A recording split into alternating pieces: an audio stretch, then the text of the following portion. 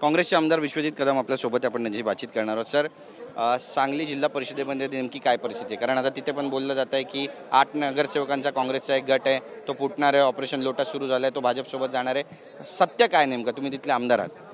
ते असं काही नाही आहे. मला माहीत नाही हे कुणी अशा पद्धतीची बातमी पसरवली आहे, अत्यंत चुकीची आहे.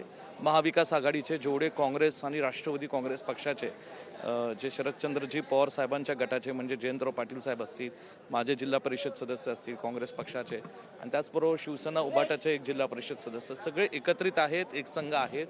जाणीवपूर्वक मला वाटतं विरोधी पक्षाकडनं काही अशा अफवा पसरवल्या जात आहेत, संभ्रम निर्माण केला जातोय, पण तसं काही होणार नाही.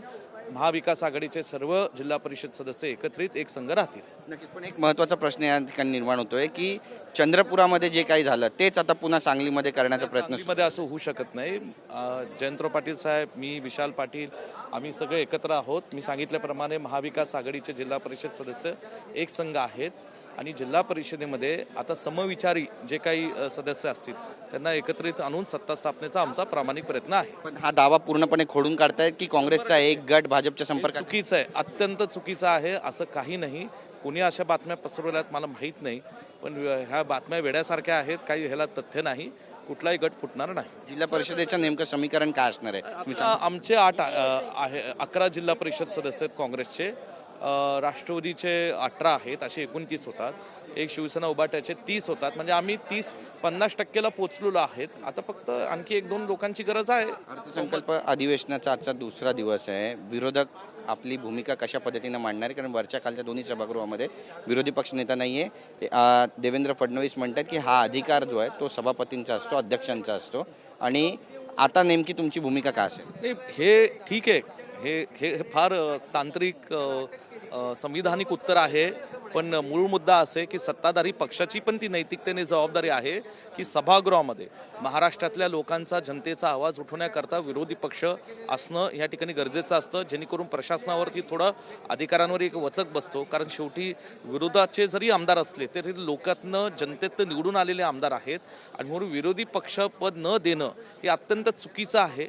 आणि वारंवार ह्याच्या बाबतीतली मागणीची पत्र ह्या संविधानाच्या आणि कायद्याच्या चौकटीत राहून काँग्रेसच्या आणि ह्या आमच्या महाविकास आघाडीच्या पक्षातल्या नेत्यांनी दिलेल्या आहेत, तरी आज त्याची दखल घेतली जात नाही. ही चर्चा घडवून आणा आणि या ठिकाणी दोन्ही सभागृहामध्ये विरोधी पक्ष नेतेपद हे दिलं पाहिजेत, अशी माझी ठाम भूमिका, अशी माझी मागणी. पण भाजपचे आमदार म्हणतायत की 40 वर्ष आमच्याकडे पण विरोधी पक्ष नेतेपद नव्हतं, पण तरी पण आम्ही कुठलं म्हणजे कुठले असे आमदार बोलतायत? काय देवेंद्र फडणवीस साहेब विरोधी पक्ष नेते नव्हते? काय बोलतायत हे? नारायण राणे साहेब विरोधी पक्ष नेते नव्हते? आणि म्हणून त्या पक्षाच्या एकनाथ शिंदे साहेब विरोधी पक्ष नेते नव्हते? होते ना. आणि म्हणून कुठल्या थरावर, म्हणजे बेसिसवर हे जर भाजपचे आमदार असं काही बोलत असतील, 40 वर्ष आमच्याकडे विरोधी पक्ष नेते नाही, म्हणजे किती बोलावं खोटं आणि रेटून बोलावं, ह्याला काय आता मर्यादेच राहिले नाही असं दिसतं.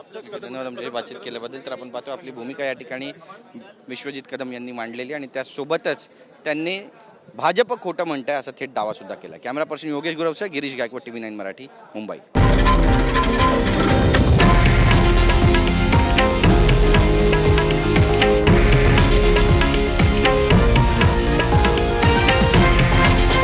हे आहे देशातील नंबर 1 न्यूज नेटवर्क आणि आपण पाहत आहात TV9 मराठी, एकमेव.